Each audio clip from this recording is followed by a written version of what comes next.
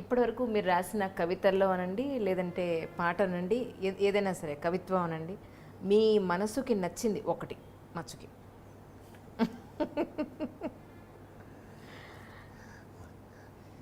మనసుకి నచ్చిందంటే న్యాయంగా మాడితే మీరు ఏ రచయితని కానీ ఎవరిని కానీ అలా అడగరండి. అన్నీ నచ్చినవే ఉంటాయి. పోనీ మీ మనసుని కదిలించిందనండి. ఎందుకంటే ఇప్పుడు వెంటనే గుర్తు రావడం అంటే ప్రొఫెషన్ జ్ఞాపకం వస్తుంది. ఇవి రావడం చాలా కష్టం. అవును అవును. రీసెంట్గా రాసింది ఏమన్నా సార్? పోనీ రీసెంట్గా రాసినవి అంటే ఎక్కువ నేను నా థాట్స్ అని రాస్తానండి. థాట్స్ అంటే అది మీరు మ్యూజింగ్స్ లాగా చిన్నది అబౌట్ పారాగ్రాఫ్ లాగా అలాంటి చిన్న చిన్నవి రాస్తుంటాను అంతా. ఇగో నిన్ననే రాశాను ఒకటి, వాక్యాలకి కావ్యాలకి ఫుల్ స్టాప్ పెట్టేది మనిషి, జీవితాలకి ఫుల్ స్టాప్ పెట్టేవాడు భగవంతుడు మాత్రమే. అలాగా శ్రీదేవి డెత్ తర్వాత రాశారా? శ్రీదేవి డెత్ మిమ్మల్ని కూడా కదిలించింది. కానీ కింద రాశాలండి, సూయిసైడ్స్కి ఇది వర్తించదని. సార్ నిజంగా చాలా బాధ అనిపించింది. సో ఇలాగా కూడా ఫీల్ అయ్యారా శ్రీదేవి డెత్ విషయంలో? నాకు ఫీల్ అవ్వటం అనేది తప్పదండి ఎవరికైనా సరే.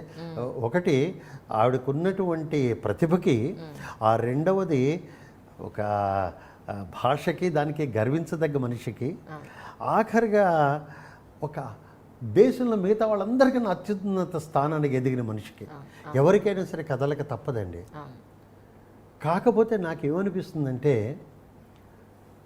నీ అందచందాలు నిన్ను కాపాడలేదు, నీ సంపద నిన్ను కాపాడలేదు, నీ చుట్టూతా ఉన్న డాక్టర్స్ నిన్ను కాపాడలేదు, నిన్ను కాపాడింది ఏదీ లేదు. అందుకనే ఇప్పుడు సందర్భం వచ్చింది కదా చెబుతున్నాను మీకు. వేమన్ అంటాడు, ఆత్మ వీడిన కట్టె అగ్నిహోత్రుని పాలు, కఠిన శల్యాదులు గంగపాలు, మీద కప్పిన గుడ్డ ఏది చకలి పాలు, కొడుకు పెట్టిన పిండాకోడు కాకుల పాలు, చేసిన ధర్మం ఒక్కటే నీకు దిక్కురా విశ్వదావిరామ వినురవేమ, నువ్వు ఏం మంచి చేస్తావు అది మిగులుతుంది. అందుకనే వీళ్ళ సంపదలు ఇవన్నీ మీరు చూశారు లేదో, అదేదో కష్టపడ్డవాడు ఒకడు, సుఖపడేది ఇంకోళ్ళు, సొమ్ము ఒకటిది సోకొకటిది, అంతా ఇటు చెల్లాచెదరైపోతోంది. నిన్ను కాపాడేటువంటిది నువ్వు రాత్రింబవళ్ళు శ్రమించి చేసిన సంపాదన ఎక్కడికి వెళ్ళింది? నిన్ను పెద్దగా అందలాలు ఎక్కించిన వాళ్ళు ఎక్కడికి వెళ్ళారు? అంత సంపాదించి ఆ డబ్బంతా మట్టిపాలైపోతుంది అంటే దాని అర్థం ఏమిటంటే సార్? దాని అర్థం ఏంటంటే, నీకు జీవితం గొప్పది డబ్బు కన్నా అని తెలుసుకోవాలి. మీరే అన్నారా మట్టి అని. జీవితం మట్టి కాదు, జీవితం శక్తివంతమైంది. తర్వాత అంచెల్లో మట్టిలో కలుస్తుంది, అది వేరే విషయం. కానీ అంటే ఏంటి, ఏది ప్రయారిటీయో తెలీదా? అందుకనే అంటుంటారు, రెండు మత్తులుటండి. మద్యం మత్తు అందరికీ తెలిసింది. రెండో మత్తు కీర్తి మత్తు, పదవి మత్తు. ఈ రాజకీయవేత్తలనండి, ఈ సినిమా తారలనండి, వీళ్ళందరికీ ఆ కీర్తి మత్తు. ఆ కీర్తి కోసం ఎంత హింసించుకోవాలి కూడా అంత. అన్ని ఆపరేషన్లు ఏంటండి, ఫుడ్ కూడా లేకుండా. నాకు అర్థం కాదండి. యవ్వనం కాదు, ఏ విధమైనటువంటి శరీర అవస్థ సహజంగా ఉండాలండి. అసహజం చేసుకోలేరండి. ఆవిడ జీవితం ఓ పెద్ద తార్కాణం. You cannot make your life unnatural. ఎందుకు అలా తంటాలు పడతారో అర్థం కాదు నాకు. 10 రోజుల క్రితం లిప్ కూడా కొంత సర్జరీ అయింది సార్. యాక్చువల్లీ అయి ఉండదు. నేనంటాం అంత బాడీ కాన్షియస్నెస్ ఉంటే సుఖం ఉండదండి. పైగా ఇది దేనికి చివరికి బాటమ్ లైన్ డబ్బుకా? ఇందాక మొట్టమొదటి మన సంభాషణలో చెప్పుకున్నాం, డబ్బుని ప్రేమించిన వాడు మనిషిని ప్రేమించడు, మనిషిని ప్రేమించేవాడు డబ్బే చూడడం. 100% సార్.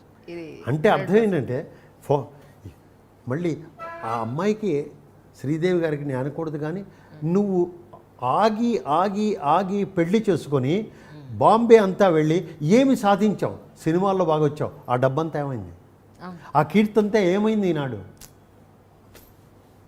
దేశం కాని దేశంలో మొత్తం. ఈరోజు వెనక్కి డెడ్ బాడీ రావడానికి కూడా చాలా సమస్యలని చెప్తున్నారు. ఏం చెప్తానండి, జీవితం అంతా.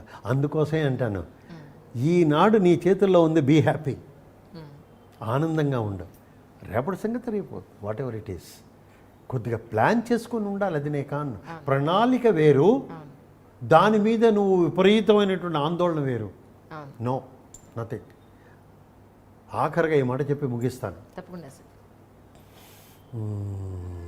జాన్ లెనన్ అని ఒక ఆవిడ 5 ఏళ్ల ప్రాయంలో ఉండగా తల్లి చెప్పిందిట, the goal of life is happiness అని. జీవితానికి లక్ష్యము ఆనందము అని చెప్పిందిట.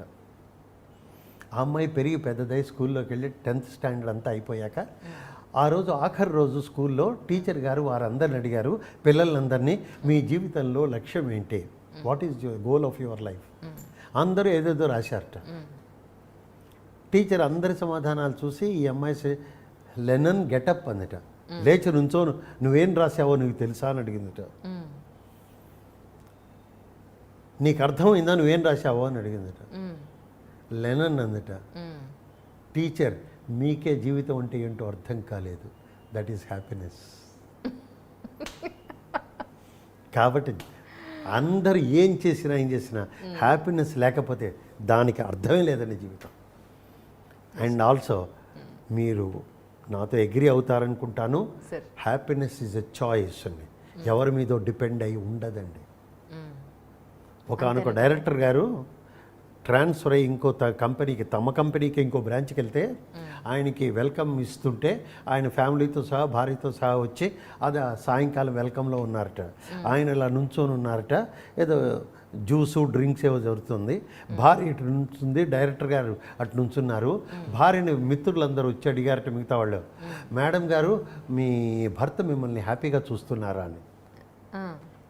ఆవిడేమందరూ తెలుసండి, నో అందిట. ఆయన చేతిలో గ్లాస్ కింద పడైపోయాడు. నో అన్నాడు. ఓకే, అదేంటండి మేడం అని. He will support my happiness but he cannot create my happiness. My happiness is my choice. నా జీవితంలో నా ఆనందం నా చాయిస్. ఆయన కేవలం నాకు సపోర్ట్ అంతే. He is not responsible for my happiness. So అలాగా మన హ్యాపీనెస్ ఎవరి మీద డిపెండ్ అవ్వదు, మన హ్యాపీనెస్ మన మీదే. మనమే కాదనుకుంటే చేయగలిగిందేం లేదు.